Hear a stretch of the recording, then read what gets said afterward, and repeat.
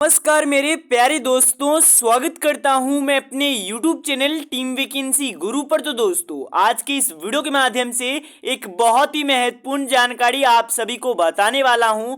बिहार सरकार के माध्यम से आज के डेट में एक नया गाइडलाइन जारी किया गया, जिसके हिसाब से बिहार में जो कि सरकारी नौकरी में आरक्षण दिया जाएगा। क्या गाइडलाइन है, एएनएम 10,700 में भी लागू होगा क्या?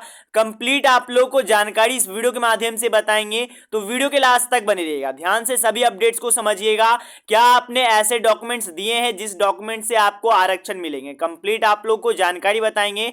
तो चलिए दोस्तों, जानकारी के ऊपर चलते हैं और आप सभी को डिटेल्स में जानकारी बताते हैं। उससे पहले दोस्तों, जो भी चैनल पर नए आए हो, अभी तक चैनल को सब्सक्राइब नहीं किया है, चैनल को सब्सक्राइब करके बेल नोटिफिकेशन ऑल सेट कर लीजिएगा। चलिए दोस्तों, जानकारी के ऊपर चलते हैं।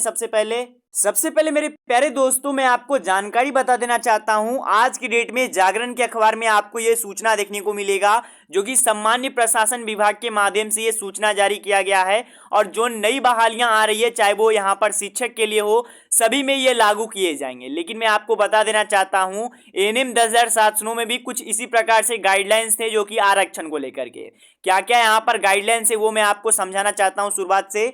तो राज्य के सेवाओं के लिए आरक्षण का लाभ यहाँ पर जो कि के वासी को ही मिलेगा। मतलब कि यहाँ पर आपको मैं बताना चाहता हूँ, हेडलाइन के माध्यम से तो ये बताया जा रहा है कि जो बिहार वासी हैं उन लोग को ही आरक्षण का फायदा मिलेगा। उसके बारे में भी आपको अपडेट बताएंगे। तो उसके पहले आप लोग को यहाँ पर जो इंपॉर्टेंट बातें हैं वो मैं आपको बताना चाहता हूँ दोस्तों।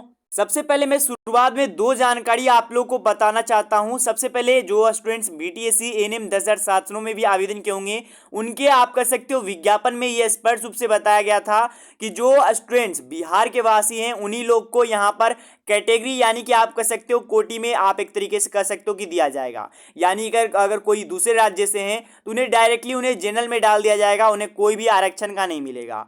तो ये तो आप लोग भी समझ गए कि नए जो नियम जो कि फैसला आया है, उसमें से कई सारे फैसले एएनएम 10,700 पर पहले से भी लागू थे। अब जानकारी को ध्यान से समझिएगा। क्या क्या डॉक्यूमेंट्स जो कि आपके पिता के नाम से मांगा गया है वो भी मैं आप लोग को बताऊंगा। तो सबसे पहले दोस्तों, राज्य के सरकारी सेवाओं में जो कि आप कर सकते हो श्रेणी मतलब अगर आप नौकरी करते हो तो यहाँ पर आरक्षित रिक्तियों के तहत आरक्षण का लाभ केवल उन्हीं लोगों को मिल पाएगा जो कि बिहार के निवासी हैं। ये मैंने पहले ही बताया, एएनएम 10,700 में भी ये लागू है। जो स्टूडेंट्स बिहार के वासी हैं उन्हीं लोग को यहाँ पर आप कह सकते हो आरक्षण का लाभ, कोई भी आरक्षण का लाभ है वो बिहार वासियों को ही मिलेगा। अगर कोई दूसरे राज्य से आते हैं तो उन्हें डायरेक्टली जनरल कैटेगरी में डाल दिया जाएगा। इसके बाद यहाँ पर बताया गया जिसका स्थायी निवास बिहार है, उनको यहाँ पर आप कह सकते हो मूल प्रमाण पत्र की भी सूची होना चाहिए। मतलब कि आपका जो डॉक्यूमेंट्स है, जो मूल प्रमाण पत्र है, उसमें आपको ये दिखाना चाहिए कि आप बिहार के मूल निवासी हो। राज्य के बाहर जो कि निवासी के आरक्षण का लाभ कोई दावा नहीं किया जाएगा। ये बात आप लोग समझ लीजिए। यानी कि जो अलग राज्य से हैं, अलग स्टेट से हैं, उन लोग को यहाँ पर आरक्षण नहीं मिलेगा। ये एक बढ़िया शुरुआत किया गया है कि आगे आने वाली बहालियों में अब ये आप लोग को प्रक्रिया देखने को मिलेगा। इसके बाद दोस्तों बताया गया है, सामान्य प्रशासन विभाग ने इस अधिसूचना को यहाँ पर सभी जिलों अधिकारियों को यहाँ पर भेजा है, जारी किया गया है। और यहाँ पर नीचे बताया गया है, इस वजह से सभी जो कि डीएम को भेजा गया है। सामान्य प्रशासन विभाग ने सभी जिलाधिकारियों को यहाँ पर ये पत्र भेजा है और उसमें स्पष्ट किया है कि जो कि उन्हें सरकार का निर्णय जुड़ी अधिसूचना क्यों भेजी जा रही है। तो इसको लेकर के अपडेट जारी किया गया है दोस्तों। फिर यहाँ पर से जानकारी दिया गया है, दरअसल बात क्या है इसको लेकर के ये निर्णय जो कि आप एक तरीके से कर सकते हो जारी किया गया है। तो दरअसल हाल ही में बिहार लोक सेवा आयोग के माध्यम से विद्यालयों में अध्यापक पद पर नियुक्ति किया गया था, विज्ञापन जारी किए गए थे। लेकिन यह बात सामने निकल कर आया जहां पर कि जाति, निवास, आय, क्रीमीलेयर रहित प्रमाण पत्र और भी बहुत सारे डॉक्यूमेंट्स में हासिल करने में अभ्यर्थियों को परेशानी हो रही थी। इसीलिए जो कि आप कह सकते हो इसके संबंध में पिछले वर्ष सितंबर में ही सामान्य प्रशासन विभाग द्वारा जो कि निर्देश जारी किया गया था और इसे ख्याल में रखने को कहा गया था। तो यहाँ पर आपको मैं बता देना चाहता हूँ दोस्तों, अब चाहे जो भी नई बहाली आएगी, चाहे बहाली का प्रक्रिया चल रहा है जैसे कि एएनएम 10,700 में, तो आप लोग ध्यान से समझ लीजिए, उन्हीं लोग को आरक्षण का फायदा मिलेगा जो कि बिहार के मूल निवासी हैं। अब यहाँ पर कुछ डॉक्यूमेंट्स के नाम बताए गए, उसे भी आप लोग समझिएगा। क्योंकि जो आपका जाति प्रमाण पत्र है या फिर आपका जो यहाँ पर क्रीमी लेयर है वो भी आपके पिता के नाम से होना चाहिए। इसे भी मैंडेटरी कर लिया गया है, यानी कि ज़रूरी कर दिया गया है, चाहे वो आगे आने वाली बहाली हो, चाहे वो यहाँ पर बहालियाँ चल रही हो, उसको लेकर के भी ये अपडेट है। तो यहाँ पर एनिम 10,700 के भी आप कह सकते हो विज्ञापन में स्पष्ट रूप से बताया गया था कि जो कि आप लोग का पिता के नाम से जाति के होना चाहिए, और जाति जो कि बनता है वो क्रीमी लेयर मतलब क्रीमी लेयर होता है, जो आपके जाति के ही आधार पे बनता है। तो मतलब कि आपका जाति प्रमाण पत्र और आपका क्रीमी लेयर दोनों के दोनों आपके पिता के नाम से चाहिए। अगर आपका पति के नाम से देते हो तो आपको वो कैटेगरी में रखा ही नहीं जाएगा, डायरेक्टली आपको जनरल में डाल दिया जाएगा। तो एक तरीके से कह सकते हो आपको यहाँ पर भी आरक्षण नहीं दिया जाएगा। तो ये बात को आपने समझ पाए होंगे दोस्तों। तो यहाँ पर देखिए सभी लोगों के लिए अलग अलग डॉक्यूमेंट लगते हैं। अब बहुत सारे लोग कहेंगे कि सर आय प्रमाण पत्र भी पिता के नाम से बनवाने होंगे। तो देखिए आय प्रमाण पत्र ईडब्ल्यूएस कैटेगरी के लिए लगते हैं, तो उनको तो पिता के नाम से बनवाने पड़ेंगे। जाति प्रमाण पत्र आपका एससी एसटी को लगता है, तो उनके लिए यहाँ पर पिता के नाम से बनवाने पड़ेंगे।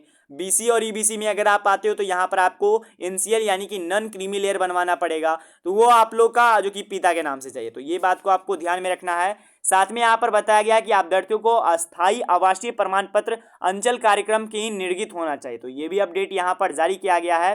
साथ में यहाँ पर महिला के आरक्षण से जुड़ा कुछ प्राविधान यहाँ पर अपडेट जारी किया गया है, जिसमें कि वही बातें बताया गया है कि आप लोग का मेनली सबसे पहले तो यहाँ पर आपको मैं बता देना चाहता हूँ कि आपका जो भी डॉक्यूमेंट यहाँ पर आपने जो कि किए हो, उनमें से सभी डॉक्यूमेंट्स में जो कि आपका जाति प्रमाण पत्र, जैसे कि अगर आप एससी में आते हो तो आपका जाति प्रमाण पत्र आपके पिता के नाम से होने चाहिए, और जो आपका क्रीमी लेयर है अगर आप बीसी और ईबीसी में आते हो तो आपको पिता के नाम से होने चाहिए, और आप बिहार के मूल निवासी होने चाहिए। ये बात एकदम स्पष्ट रूप से बताया गया है। साथ में यहाँ पर और भी कुछ डॉक्यूमेंट्स के नाम बताए गए हैं, जैसे कि आरक्षण की सुविधा दे नहीं होती होगी अगर आप यहाँ पर बिहार के मूल निवासी नहीं रहोगे। तो बिहार की मूल निवासी महिला अगर अपने पति के आवासीय प्रमाण पत्र के आधार पर आरक्षण का दावा करते हैं तो उन्हें आरक्षण से वंचित नहीं किया जाएगा सकेगा। तो यहाँ पर एक अपडेट ये भी है कि अगर आपका आवासीय प्रमाण पत्र है जो आपके जो कि पति के नाम से है तो पर भी कोई दिक्कत नहीं होगा, लेकिन आपको बिहार के मूल निवासी होना पड़ेगा। तो यही जानकारी आप लोग को बताना था। एक अच्छा अपडेट यहाँ पर है कि सभी मैंडेटरी कर दिया गया है। सभी बहालियों में अब ये आप लोग को प्रक्रिया देखने को मिलेगा और आरक्षण का फायदा देखने को मिलेगा। अब जो बिहार के कैंडिडेट्स हैं उन लोग को एक अच्छा फायदा देखने को मिलेगा यहाँ से दोस्तों। तो यही जानकारी आप लोग को बताना था। अगर आपको जानकारी पसंद आए तो चैनल को सब्सक्राइब और वीडियो को लाइक करना भूलिएगा। मिलते दोस्तों को इंस्टॉल में, तब तक के लिए गुड बाय, धन्यवाद।